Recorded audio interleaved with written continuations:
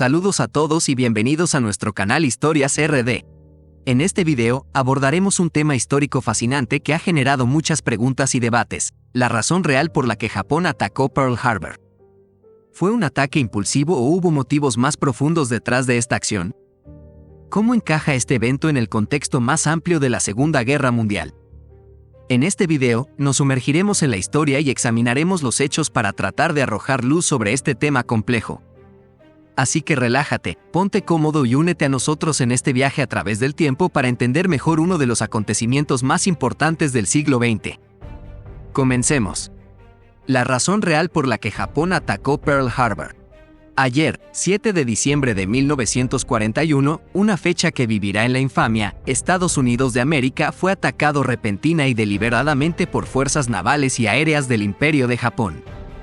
Estas 31 palabras dieron comienzo al célebre discurso que el presidente Franklin Delano Roosevelt pronunció el 8 de diciembre de 1941 ante el Congreso de Estados Unidos sobre el sorpresivo ataque japonés a Pearl Harbor. Desde entonces, la historia ha examinado en detalle la sucesión de hechos que llevaron al mortífero ataque, así como sus consecuencias, que incluyeron la entrada de Estados Unidos en la Segunda Guerra Mundial y la derrota de Alemania, Italia y Japón, con los japoneses devastados por 2 bombas nucleares. En este video vamos a revisar el ataque a Pearl Harbor, haciendo una especie de paralelo nacional. También examinaremos la posibilidad de un nuevo ataque a Pearl Harbor y el rol del emperador Hirohito en el ataque y en la guerra, a la luz de las más recientes informaciones que lo muestran mucho más guerrerista y belicoso de lo que se ha pretendido hacer creer. Antes de meternos a fondo, no te olvides de suscribirte a nuestro canal y activar las notificaciones para mantenerte al día con nuestras actualizaciones. El embargo, un éxito económico y un fracaso estratégico. Después de imponer un embargo económico a Japón para tratar de contener sus acciones expansionistas, el presidente de Estados Unidos, Franklin Delano Roosevelt, esperaba poder resolver el conflicto por medio de la diplomacia. En cambio, Japón sorprendentemente optó por el camino de la guerra y atacó Pearl Harbor el 7 de diciembre de 1941, fecha que Roosevelt calificó como el Día de la Infamia. La mayoría de los estadounidenses no recuerda ese día, y aquellos que nacieron en 1941 y aún viven hoy son octogenarios. Muchos recordarán las explicaciones recibidas en la escuela secundaria. Los japoneses deseaban apoderarse del Pacífico y la flota estadounidense en Hawái era un obstáculo, por lo que atacaron Pearl Harbor creyendo incorrectamente que Estados Unidos no respondería a la agresión para no involucrarse en un conflicto prolongado.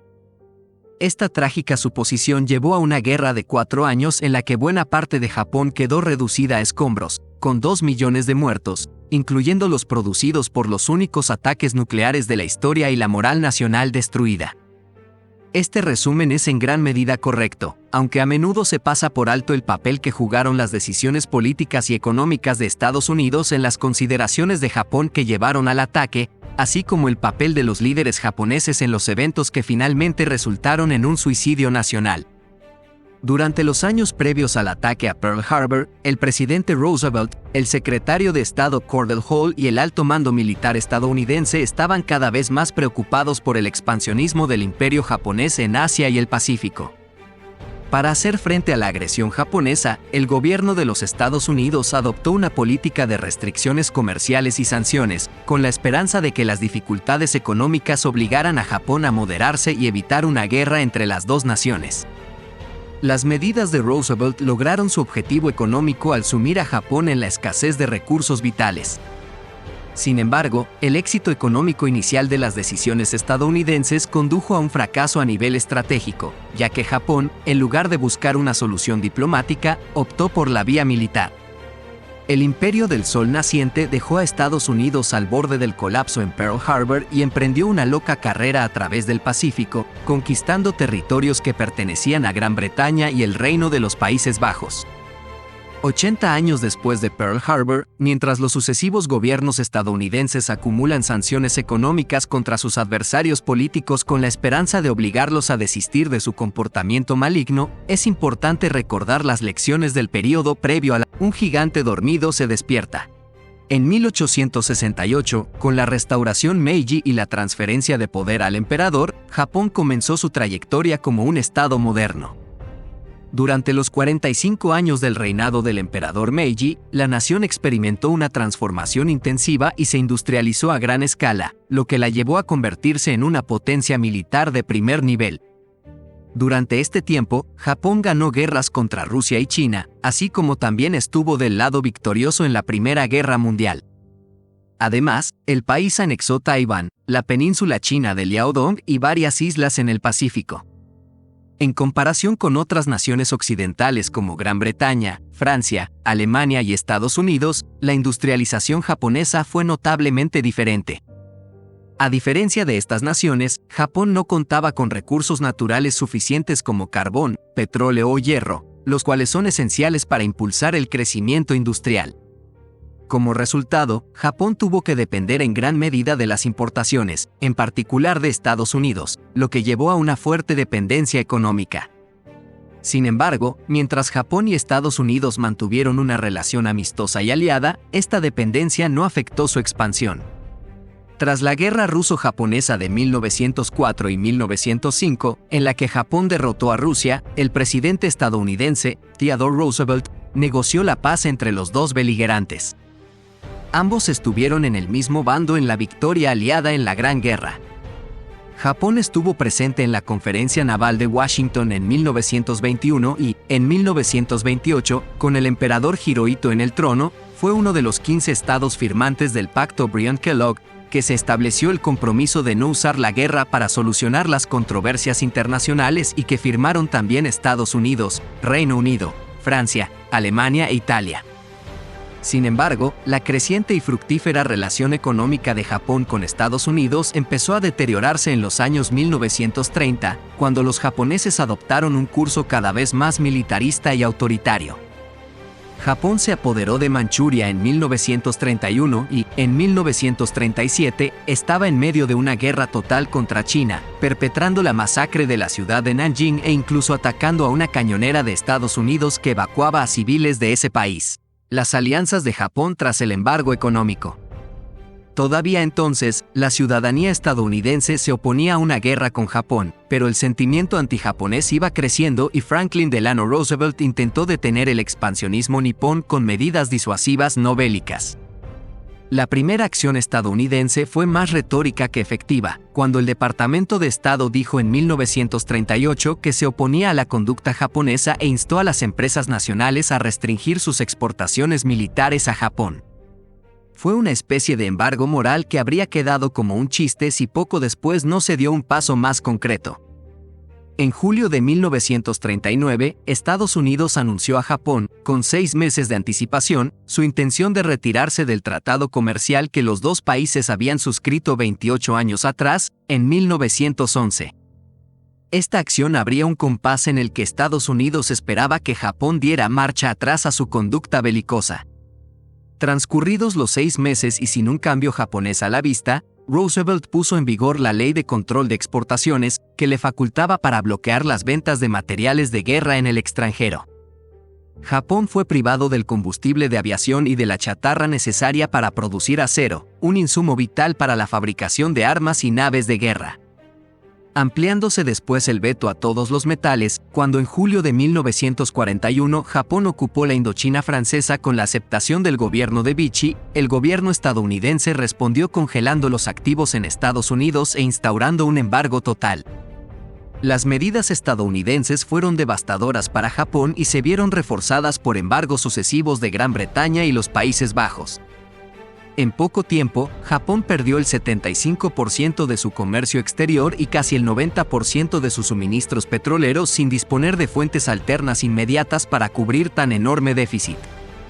Las reservas de petróleo y combustibles alcanzaban para las necesidades nacionales y las de la guerra en China durante 18 meses, pero a partir de ese momento, los barcos, los aviones, los tanques y todo lo demás quedarían paralizados. Sin embargo, en la medida que las sanciones van materializando sus nefastos efectos para Japón, el imperio aumentaba su beligerancia debilitando las esperanzas de un alto y un retroceso. En agosto de 1940, el Imperio Asiático proclamó la esfera de coprosperidad de la Gran Asia Oriental, que contemplaba la creación de un bloque de naciones asiáticas lideradas por Japón y libres de la influencia europea. El mensaje tenía principalmente 4 destinatarios: Gran Bretaña y el Reino de los Países Bajos, históricos colonizadores de Asia, y Estados Unidos, que controlaba Filipinas después de arrebatársela a España en 1898 durante la Guerra Hispano-Estadounidense. El 27 de septiembre de 1940, Japón firmó el pacto tripartito con la Alemania nazi y la Italia fascista, que conformó el eje Berlín-Roma-Tokio y permitió a Hitler felicitarse por conseguir un aliado que no había sido derrotado en varios milenios. Para atar un cabo suelto, el 13 de abril de 1941 fue firmado el Pacto de Neutralidad Soviético-Japonés, que puso fin al estado de guerra que persistía entre los dos signatarios. Este tratado permitió a Japón liberar recursos militares para utilizarlos en otros lugares. La encrucijada de Japón, CDR o la guerra en 1941. Capone intentó negociar un futuro estatuto para China, pero Estados Unidos se mantuvo inflexible en su posición de no revisar el embargo económico hasta una completa retirada japonesa. Los nipones se negaron y la negociación fracasó. En este punto, Japón estaba arrinconado por los estadounidenses debido a que estos tenían la única llave para abrir el grifo de petróleo. El inventario japonés de energéticos continuaba en picada y el archipiélago asiático ya no pudo posponer más una decisión crucial: o cedían de Estados Unidos abandonando China, o apostaban por dominar el Pacífico y sus recursos naturales. Ya sabemos por lo que apostó y cuáles fueron sus consecuencias. El razonamiento de Roosevelt y sus colaboradores fue correcto. Sabían que controlaban el acceso japonés a recursos vitales y que aplicando un embargo incapacitaría a Japón para continuar su guerra en China y su expansión regional. Lo que falló fue el corolario. Pensaban que el embargo obligaría al imperio japonés a negociar y no a reaccionar como una fiera herida, convirtiendo por hardware en el principio de su fin. Algunos historiadores y politólogos, tanto estadounidenses como japoneses, sostienen que Estados Unidos dejó a Japón sin opciones. El imperio no le quedó más remedio que actuar. Esta apreciación peca de inexacta, pero sí es cierto que Roosevelt puso a Japón en una situación binaria: o accedía a las exigencias de Estados Unidos, hoy la guerra a gran escala, o era grave. Embajador en Tokio y estrategas militares estadounidenses habían advertido que un ataque japonés era posible. Sin embargo, las enormes ventajas estadounidenses en capacidad económica y militar hacían considerar un ataque a gran escala como un suicidio. Y cuando Japón eligió ese camino, Estados Unidos estaba con la guardia baja. El rol de Hirohito en Pearl Harbor, que Apolo atacó por el árbol con 353 aviones el 7 de diciembre de 1941 a las 7:48 de la mañana, hundiendo o dañando 16 barcos de guerra, incluyendo 8 acorazados, destruyendo 188 aeronaves y matando a 2.403 personas. Los japoneses perdieron 29 aviones y 5 minutos marinos y registraron 64 muertos. Por su naturaleza sorpresiva, sin una declaración de guerra previa, el presidente Roosevelt declaró el ataque como una acción infame en su discurso al Congreso. El Tribunal Penal Militar Internacional que realizó los juicios de Tokio buscó el ataque a Pearl Harbor como un crimen de guerra. Después de ser planificada por el almirante Isoroku Yamamoto y aprobada por el primer ministro Hideki Tojo, la operación fue sometida a la consideración del emperador. Algunos documentos mostrarían que la participación de Hirohito no habría sido tan pasiva y testimoniales como siempre se ha tratado de presentar. A pesar de que la intervención del emperador ha sido examinada en detalle, formulándose toda clase de hipótesis, siempre ha prevalecido la versión de que fue más una víctima que un impulsor de la deriva militarista que condujo a la guerra. Harvard y Estados Unidos se plegaron a esta interpretación benevolente con Hirohito, intentando preservarlo como la única figura que podía salvar a Japón del posible caos y depresión posterior a la derrota. Sin embargo, versiones posteriores hablarían de que la responsabilidad del emperador, fallecido en 1989, fue mayor a la inicialmente supuesta, tal como lo señala una información publicada en 2018 en el periódico japonés Yomiuri Shimbun. El documento comprometedor es un testimonio escrito por Yosuke Matsuoka, ministro del Interior del gobierno de Tojo. Después de presentar su plan a Hirohito, el primer ministro japonés habría afirmado que el emperador parecía tranquilo e inquebrantable después de tomar una decisión. Este documento de reciente aparición, que pasó de manos de los descendientes de Matsuoka a un amigo de la familia que lo ha tenido por más de una década, señala al emperador como responsable de aprobar el ataque a Pearl Harbor que detonó la entrada de Estados Unidos en la Segunda Guerra Mundial. El documento se adentra en uno de los temas más tabúes para la sociedad japonesa, el nivel de responsabilidad del emperador en la tragedia nacional provocada por Pearl Harbor. Según el testimonio, Tojo se reunió con Hirohito el 6 de diciembre, día anterior al ataque. Hablando del encuentro, el primer ministro dijo: si su majestad hubiera lamentado algo, las negociaciones con Gran Bretaña y Estados Unidos, se le habría visto algo sombrío. No había tal indicación, lo que debe ser el resultado de su determinación. Y añadió: estoy completamente aliviado. Dadas las condiciones actuales, podría decir que prácticamente ya hemos ganado. Lo anterior confirmaría el respaldo de Hirohito a la decisión del gobierno de descartar la vía diplomática en favor de la militar. El testimonio de Matsuoka presenta a un Tojo optimista después de lograr que Hirohito no objetara su plan de ataque ni formulara ninguna pregunta. Kurokawa, especialista en historia militar de la Universidad de Nihon, opina que el documento es auténtico y que a Hirohito no solo no le importaba que Japón entrara en guerra con Estados Unidos, sino que incluso lo aprobaba. Kurokawa también ha calificado el alivio de Tojo por la posición del emperador como el síntoma de un buen burócrata pero un mal líder, al señalar que Tojo era un burócrata incapaz de tomar sus propias decisiones, por lo que recurrió al emperador como su supervisor. Si no decía lo contrario, entonces él procedería. El informe revela claramente la total falta de liderazgo político en Japón. El mismo Matsuoka pensaba que Tojo era un hombre leal y apasionado, pero de visión estrecha y sin criterio político propio. Las consecuencias para el primer ministro y el emperador fueron, sin embargo, muy diferentes. Matsuoka fue ahorcado el 23 de diciembre de 1948 por crímenes de guerra, mientras que Hirohito murió en su cama el 7 de enero de 1989 a consecuencia de un cáncer. Refiriéndose a la total exculpación de Hirohito, el historiador John Dower resumió la situación con las siguientes palabras: esta exitosa campaña para absolver al emperador de cualquier responsabilidad de guerra no conoció límites. Hirohito no solo fue presentado como inocente de cualquier acto formal que pudiera hacerle susceptible de ser juzgado por crímenes de guerra, sino que fue convertido en una figura casi angelical que ni siquiera tenía ninguna responsabilidad moral por la guerra. La historia nos demuestra una vez más que algunas decisiones políticas finalmente terminan dañando más a quienes nada tienen que ver con los conflictos entre naciones.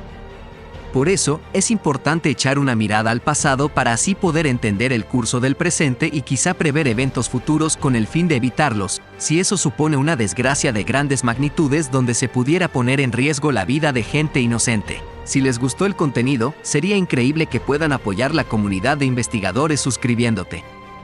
Si tienes algo que agregar, compártelo con nosotros en la sección de comentarios. Dale me gusta a este video y envía el enlace a tus familiares y mejores amigos para que también sepan lo que fue la razón real por la que Japón atacó Pearl Harbor. Espero que haya sido de su agrado y que hayan aprendido algo nuevo. Recuerden, la vida es un viaje, pero juntos podemos hacer de él una aventura. ¡Vamos por más!